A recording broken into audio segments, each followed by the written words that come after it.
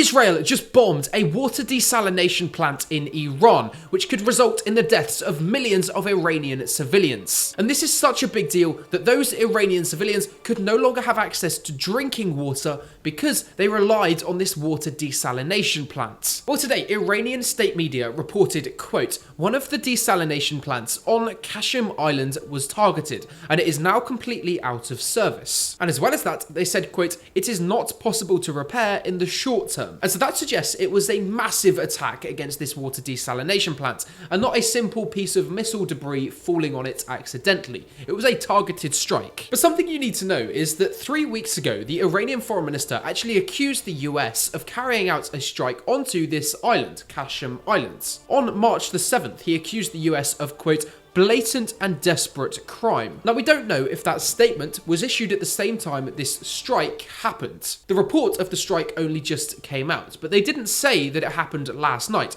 They just said that the facility is out of operation after being bombed. And so for all we know, it could have been the US who carried out this strike onto this water desalination plant 3 weeks ago, when the Iranian foreign minister issued the statement. But at the same time, that might have been a different attack he was talking about, and in the last few days, Israel or the US might have bombed a water desalination plant. Over the last week, there's definitely been more talks of the water plants being bombed around the Middle East. Both sides of the conflict are threatening it. And so it's possible that Israel or the US bombed this plant in the last 3 days. Either way, that's not even the main point when the attack took place. The main point is that Iran now admits a water desalination plant has been bombed in a targeted airstrike, and it's now out of service, meaning that millions of people who relied on the clean drinking water that it provided won't have that anymore. And Iran is already in a water shortage. They cannot afford for their water desalination plants to be bombed. Millions of civilians, and I mean millions of people in Iran, they have a population of nearly 100 million,